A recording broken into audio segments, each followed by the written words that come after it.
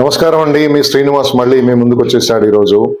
ఈరోజు మూడవ రోజు మా యొక్క మధుర గోకుల్ బృందావన్ యాత్ర యొక్క మూడవ రోజు విశేషాలు తెలియజేద్దామని మీ ముందుకు వచ్చేసాను. 2 రోజులు మీరు నా యొక్క వీడియోస్ చూస్తున్నారు, సపోర్ట్ చేస్తున్నారు. ఆ విధంగానే ఈ మూడో వీడియో కూడా తప్పనిసరిగా చూడండి. మొత్తం వీడియో అన్ని డీటెయిల్స్ అందించడానికి ప్రయత్నిస్తాను నేను. ఒకటండి, నేను అబ్జర్వ్ చేసింది ఏంటంటే, మధురలో, బృందావనంలో, గోకుల్లో ఎక్కడ వెళ్ళినా కూడా అక్కడ గైడ్స్ ఏ టెంపుల్కి వెళ్ళినా కూడా ఒక 3 మాటలు అనిపిస్తారు మనతో.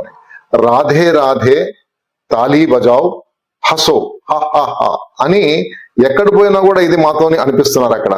అంటే వాళ్ళు ఏం చెప్తారంటే, ఈ బృందావనం కానీ, గోకుల్ కానీ, మధుర కానీ, మనము ఇక్కడ శ్రీకృష్ణ పరమాత్ముడి జన్మస్థానం ప్లేస్కి వచ్చాం కాబట్టి ఇక్కడ మనం నవ్వుతూ ఉండాలి, ఆనందంగా ఉండాలి, సంతోషంగా ఉండాలి.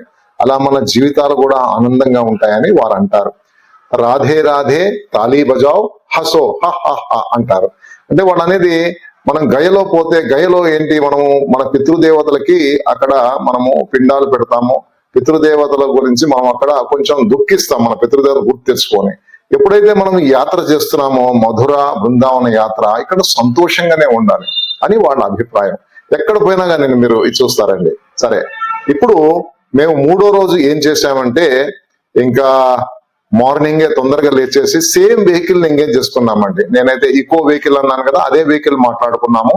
ఆ వెహికల్ ని మాకు మధుర నుంచి ఆగ్రాకి మాట్లాడుకున్నాము. దారిలో ఇంకొక పుణ్యక్షేత్రం చేసుకొని వెళ్దామని. అది మనకు మధుర నుంచి ఆగ్రాకి 55 కిలోమీటర్లు అండి.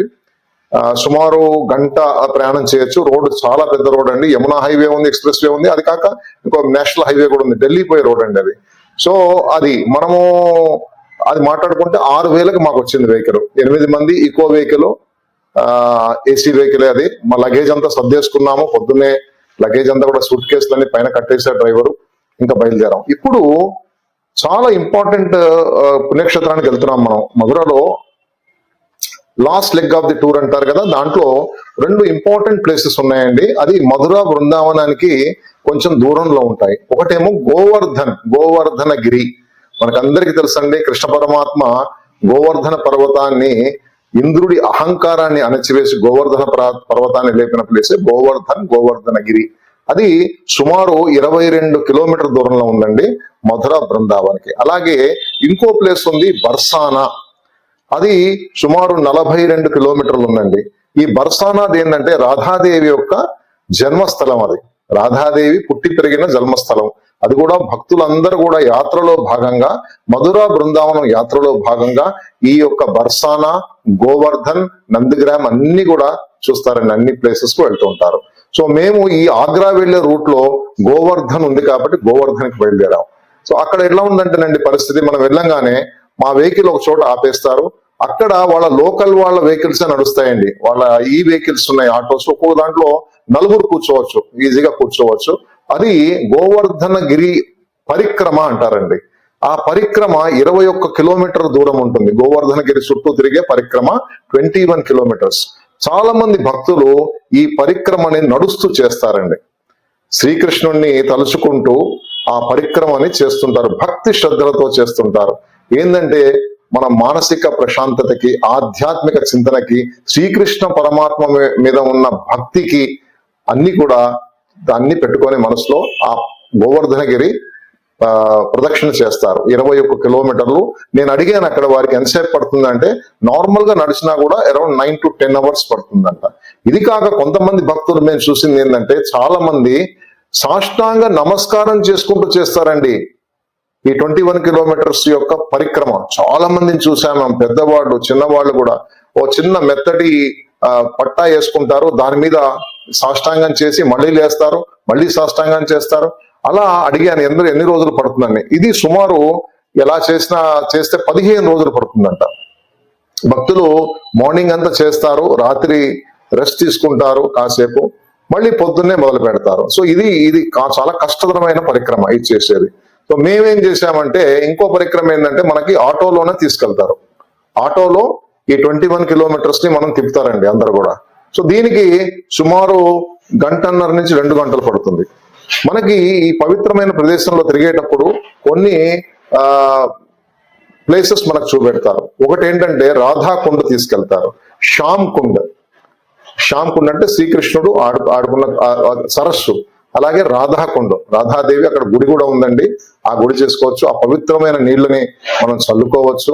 కొంతమంది అక్కడ స్నానాలు కూడా ఆచరిస్తుంటారు. రాధాకుండ్, శ్యామ్ కుండ్. గోవర్ధనగిరి టెంపుల్ చాలా చాలా ఇంపార్టెంట్ అండి, చాలా బాగుంది, మనసుకు ప్రశాంతతగా ఉంది. అక్కడ ఆపుతాడు, గుళ్ళోకి వెళ్ళొచ్చు, దర్శనం చేసుకొని స్వామిని అక్కడే మనోకామన గంట అని ఒకటి ఉందండి, అక్కడ గంట కొట్టి మనం నిలబడి మన మనసులో కోరికల్ని కూడా అక్కడ చెప్పుకోవచ్చు అండి. చాలా మంచి వాతావరణం అక్కడంతా కూడా, అది చేసుకున్నాము. అలాగే ఉద్ధవ్ కుండ కూడా ఉందండి. ఇవన్నీ తిరిగేటప్పటికి మనకు ఒక 1 or 2 hours పట్టిందండి ఈజీగా. మళ్ళీ మనకి ఎక్కడైతే మన వెహికల్ ఆపాడో ఊరి బయట అక్కడ తీసుకొచ్చి మనం డ్రాప్ చేస్తారు. అయితే ఎంత దీనికి వాళ్ళు లోకల్ వాళ్ళు చెప్పింది ఏంటంటే, ఒక ఆటోకి మనం బేరం చేయాలండి. వాడు 1200 అంటాడు నలుగురికి కలిపి. మేము అంత బేరం చేస్తే 1000 రూపాయలకి సెట్ అయింది. 1000 రూపాయలకి నలుగురు ఒక ఆటోలో. అతను అన్ని తీసుకెళ్తాడు, అతనే తీసుకెళ్తాడు, మళ్ళీ మనం తీసుకొచ్చి డ్రాప్ చేస్తాడండి.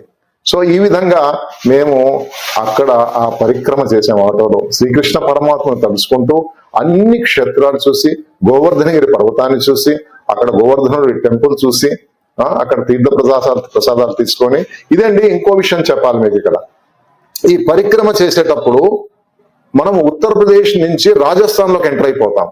సగభాగం రాజస్థాన్ లో కూడా ఉందండి ఈ పరిక్రమ. మళ్ళీ పరిక్రమ చేసుకొని మళ్ళీ ఉత్తరప్రదేశ్ లోకి వస్తాం. సో 2 రాష్ట్రాలు మనం చూస్తాం ఇక్కడ ఈ పరిక్రమ చేసేటప్పుడు గోవర్ధనగిరి చుట్టూ. సో ఇది జరిగేటప్పటికి మాకు 11:30, 12 అయిందండి. మళ్ళీ వచ్చేసాం, వెహికల్లోకి వచ్చినాం. ఇంకా చలో ఆగ్రా. బర్సానా వెళ్ళలేదండి మేము, అది ఇంకో డైరెక్షన్ లో ఉంది కాబట్టి మేము ఆగ్రా నగరానికి బయలుదేరాము. అక్కడి నుంచి డ్రైవర్ మమ్మల్ని ఆగ్రా తీసుకెళ్ళాడు. మేము ఆల్రెడీ హోటల్ ఒకటి, మంచి హోటల్ అండి, నేను మీకు పెడతాను అడ్రస్ లో, అతిథి ఇన్ హోటల్, అతిథి ఇన్ ఫతేబాద్ రోడ్. అంటే మంచి ఏరియా అండి, చాలా హోటల్స్ ఉన్నాయి అక్కడ. సౌత్ ఇండియన్ హోటల్స్ నేను చూసాను, 4-5 హోటల్స్ ఉన్నాయి భోజనానికి, దానికి టిఫిన్స్ కి. ఉడిపి హోటల్స్ ఉన్నాయండి అక్కడ ఈ అతిథి ఇన్ దగ్గర. అతిథి ఇన్ స్టే చేయడానికి మాకు ఆయన 2000 రూపాయలు తీసుకున్న డబుల్ రూమ్. చాలా బాగుంది, వెల్ మెయింటైన్డ్ హోటల్. మనకి తాజ్ మహల్ కూడా దగ్గరండి. Taj Mahal around 4 kilometers, railway station around 4.5 kilometers railway station, markets అన్ని కూడా దగ్గర ఉన్నాయి. సో మేము వెళ్ళేటప్పటికి మధ్యాహ్నము కరెక్ట్ గా 1 గంట అయింది. అక్కడికి వెళ్ళేటప్పటికి, ఆగ్రాకి వెళ్ళేటప్పటికి చెక్ ఇన్ అయిపోయి, ఆ రోజు అతిథి ఇన్ లో ఒకటండి, ఆగ్రాలో ఉన్నది ఎండ, భయంకరమైన ఎండ, 45 degrees. బయటకు వచ్చి నేను చెక్ చేశాను, అసలు ఎంత ఎండ అంటే మీరు బయట ఉండలేరు, రోడ్లన్నీ నిర్మానుష్యం అయిపోయినాయి. సో వెళ్ళేసి మేము అక్కడ ఉడిపి హోటల్లోనే భోజనం చేసేసి రెస్ట్ తీసుకొని, సాయంత్రము అడిగాము తాజ్ మహల్ ఎలాంటి టైంలో వెళ్ళాలని. వాళ్ళు మాకు చెప్పింది ఏంటంటే, ఈవినింగ్స్ వద్దండి Taj Mahal morning sunrise నుంచి సన్సెట్ వరకు ఉంటుందంట. కాబట్టి మీరు మార్నింగ్ వెళ్ళడమే బెటర్. 6 o'clock రేపు నెక్స్ట్ డే మార్నింగ్ మీరు తాజ్ మహల్ వెళ్ళండి, చక్కగా చూడొచ్చు, 2.5 hours తిరగచ్చు, రావచ్చు. అంటే మేము ఆ రోజు తాజ్ మహల్ వెళ్ళలేదు. సాయంత్రం అక్కడ ఒక గుడి ఉందండి, మనోకామేశ్వర్ గుడి అని, చాలా పురాతనమైన ఈశ్వరుడు గుడి. అది మాత్రం వెళ్ళాము, దర్శనం చేసుకొని సాయంత్రము ఇంకా మనం అందరు ఉన్నారు కదండి, లేడీస్ అందరు కూడా షాపింగ్ అన్నారు. సో మేము ఏం చేసామంటే, ఆగ్రాలో ఒక ప్లేస్ ఉంది సదర్ బజార్. ఇది మనకి షాపింగ్ ఏరియా, మీరు వాక్ చేసుకుంటూ షాప్ చేయొచ్చండి. ఆగ్రా మీకు అందరికి తెలుసు, Agra known for leather industry. మంచి లెదర్ వస్తువులు దొరుకుతాయి మీకు, టెక్స్టైల్ షాప్స్ ఉంటాయండి. అండ్ అన్నిటికంటే ముఖ్యమైనది తినుబండారం అండి. ఆగ్రా దేనికి ఫేమస్ అండి? PETA. Agra is known for PETA. గుమ్మడికాయతో చేస్తారు చూడండి, బూడిద గుమ్మడికాయ స్వీట్, దాన్ని పేటా అంటారు. అక్కడ ఒక షాప్ ఉందండి, పంచపేట. ఆ పంచపేట అనేది చాలా ఫేమస్. అది వాళ్ళ ఆగ్రాలో చాలా బ్రాంచెస్ ఉన్నాయి. ఈ సదర్ బజార్ లో కూడా ఒరిజినల్ బ్రాంచ్ అది. ఆ బ్రాంచ్ కి వెళ్ళాము, అక్కడ అన్ని కొనుక్కోవాల్సినవి, పేటానే కాదు పేడాలు కూడా దొరుకుతాయండి. అన్ని కొనుక్కొని అక్కడ నైట్ దగ్గరలోనే చాట్ తినేసి ఆ షాపింగ్ అంతా తిరిగి కొన్ని షాపింగ్ చేసుకొని నైట్ వచ్చేసి హోటల్ కి వచ్చేసాం బై 9:30, 10 కల్లా. ఇది మాకు 3వ రోజు మా యొక్క ప్రయాణ విశేషాలు, మా యాత్ర విశేషాలు. నెక్స్ట్ డే రేపండి నేను మళ్ళీ మీకు ఆగ్రా విషయాలు చెప్తాను, తప్పకుండా చూడండి. రేపు కూడా ఈ వీడియోని అందరూ తప్పకుండా చూడండి, నన్ను సపోర్ట్ చేయండి, నా ఛానల్ ని సబ్స్క్రైబ్ చేయండి. Thank you.